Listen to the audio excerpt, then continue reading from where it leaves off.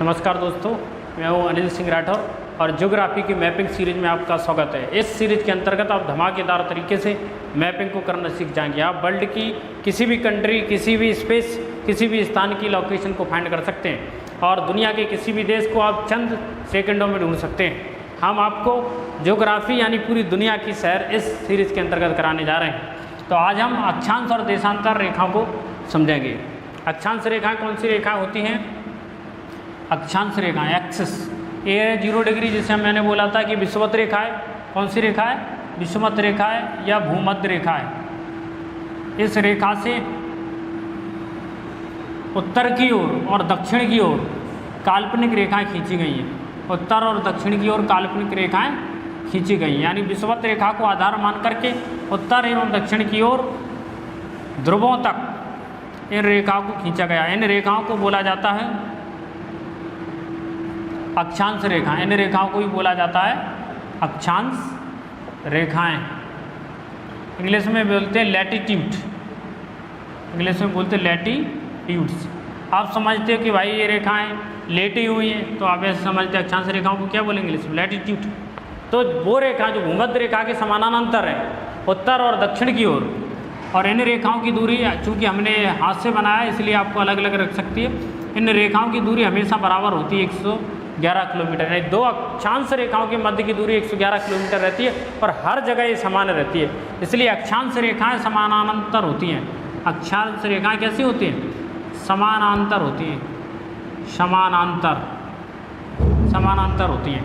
आप एक देखोगे 0 डिग्री है, 0 डिग्री से नॉर्थ की ओर कितनी रेखा हो जाएंगी? 0 डिग्री से साउथ की ओर कितनी रेखाएं होंगी? तो 90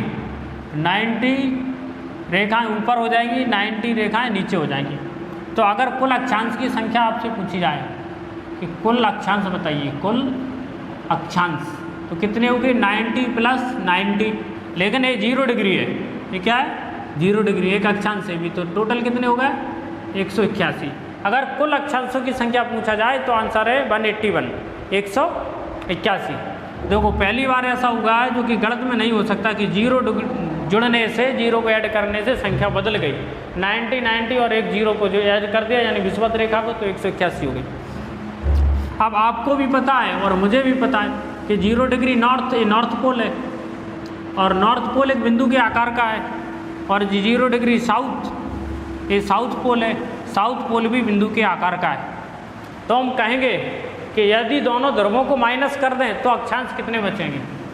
तो 181 - 2, यानी 2 ध्रुवों को हमने माइनस कर दिया, तो अक्षांशों की संख्या बची कुल कितने थे? 181, एक माइनस कर दिया तो कितने बचे?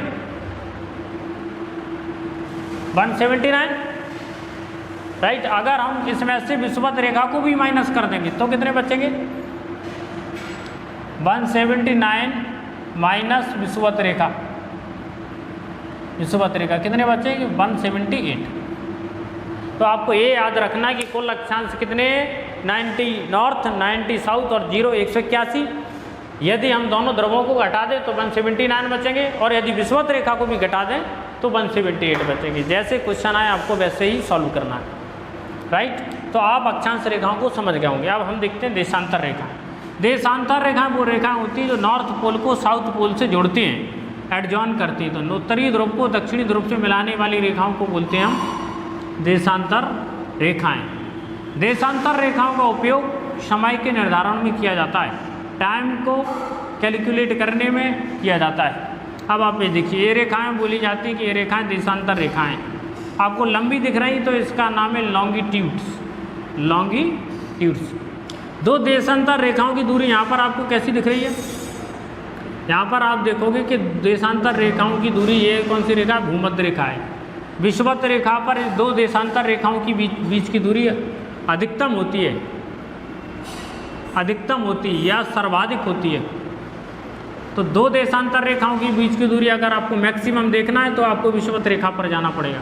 यहाँ पर ही 2 देशांतर रेखाओं के बीच की दूरी सर्वाधिक होती है। सबसे कम दूरी आप देखो, ये लाइन यहाँ पर एडजॉइन हो रही, मिलती चली जा रही है आपस में, ये लाइन यहाँ पर कम होती चली जा रही। तो सबसे कम दूरी आपको कहाँ मिलेगी? ध्रुवों पर। ध्रुवों पर आपको न्यूनतम दूरी मिलेगी, न्यूनतम। न्यूनतम दूरी आपको कहाँ देखने को मिलेगी? ध्रुवों पर। तो न्यूनतम दूरी आपको मिलेगी ध्रुवों पर देखने के लिए।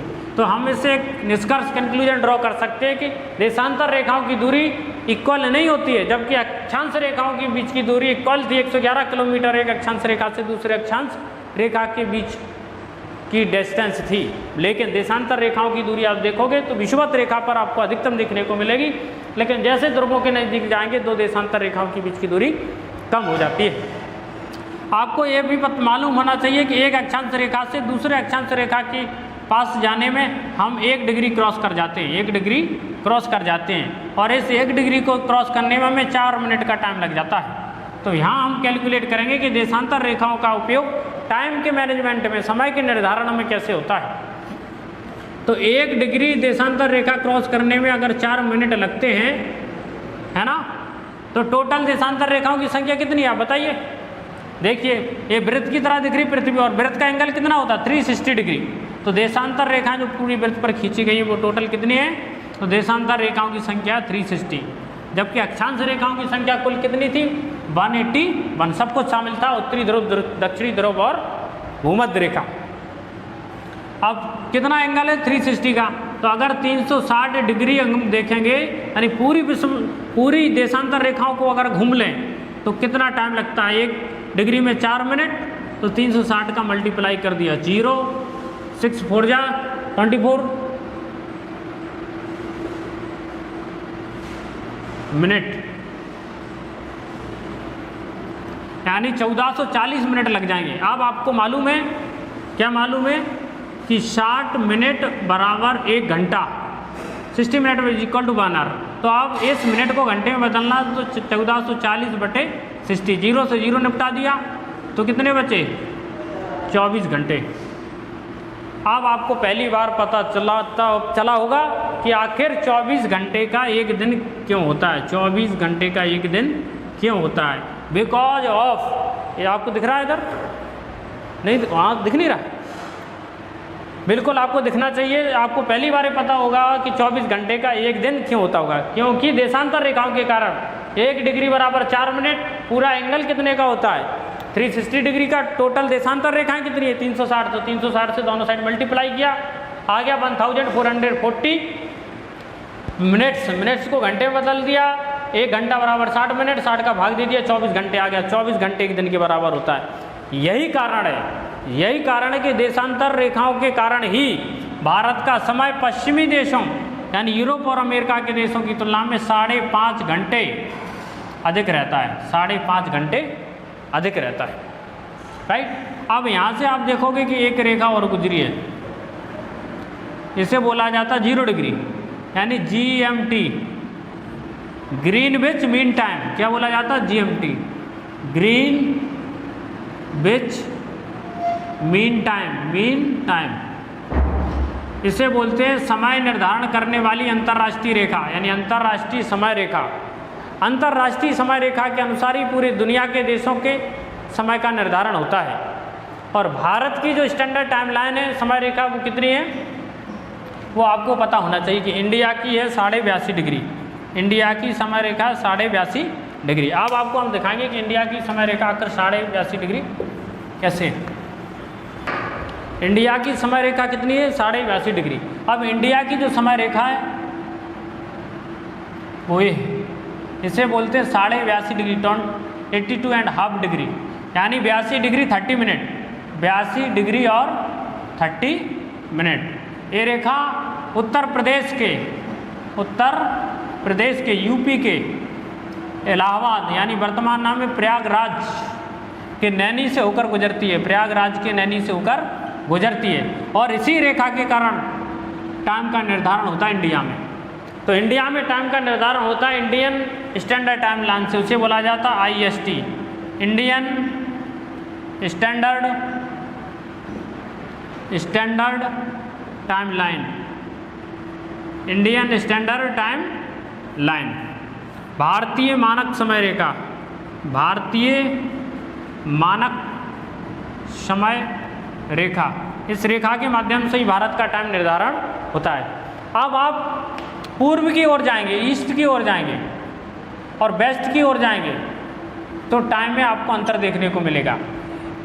ईस्ट में सूर्योदय पहले हो जाता है, यानी सूर्य पहले आ जाता है, और वेस्ट में सूर्यास्त बाद में होता है। यही कारण है कि भारत के सबसे पूर्वी राज्य अरुणाचल प्रदेश और सबसे पश्चिमी राज्य गुजरात के बीच में 2 घंटे का अंतर पाया जाता है। 2 घंटे का अंतर पाया जाता है। अब 2 घंटे कैसे होंगे? आप कहोगे हम ऐसे नहीं मानते कि 2 घंटे कैसे होंगे। तो आपको पता है कि भारत का अक्षांशीय विस्तार कितना है? 68 डिग्री और कुछ मिनट से 97 डिग्री कुछ मिनट तक, राइट। 97 डिग्री और 25 मिनट तक आपको दिखने को, 68 डिग्री 4 मिनट, ऐसा कुछ आपको देखने को मिलेगा। अगर आप इसमें से माइनस करोगे 97 में से 68, तो बचेगा लगभग 30 डिग्री। अब आपको पता है कि 1 डिग्री तय करने में 4 मिनट लगता है, तो कितना हो गया? 120 मिनट। मिनट को अगर घंटे में बदलोगे 60 से डिवाइड कर दोगे, 60 दूनी 120, 2 घंटे। आपको ये बात पहली बार पता चली होगी कि क्यों वैज्ञानिक रूप से भारत के सबसे पूर्वी राज्य अरुणाचल प्रदेश और सबसे पश्चिमी राज्य गुजरात के बीच 2 घंटे का अंतर होता है। इसलिए यहाँ के लोग सुबह जल्दी जग जाते हैं और अपना कामकाज करने लगते हैं और शीघ्र सो जाते हैं, क्योंकि अंधेरा भी तो जल्दी होगा उसी अनुपात। जबकि यहाँ लोग देर रात तक काम करते रहते हैं, क्योंकि यहाँ सूर्यास्त लेट होता है। इसलिए ये मांग की जाती है कि भारत में, आप यहाँ पर देखिए, ये आपका ग्लोब का कटआउट है। तो ये कौन सी रेखा थी? 0 डिग्री भूमध्य रेखा। इसके बिल्कुल समानांतर उत्तर और दक्षिण की ओर, नॉर्थ और साउथ पोल की ओर समानांतर रूप में कुछ रेखाएं खींची गई हैं। इन काल्पनिक रेखाओं को ही अक्षांश रेखा कहा जाता है। इन काल्पनिक रेखाओं को भी अक्षांश रेखा कहा जाता है। ये देखिए, ये विषुवत रेखा है, इसके समानांतर रेखाएं खींची गई हैं। इन समानांतर खींची गई रेखाओं को, ये आपको दिख रहा होगा, ये समानांतर खींची गई रेखाओं को ये आपको देख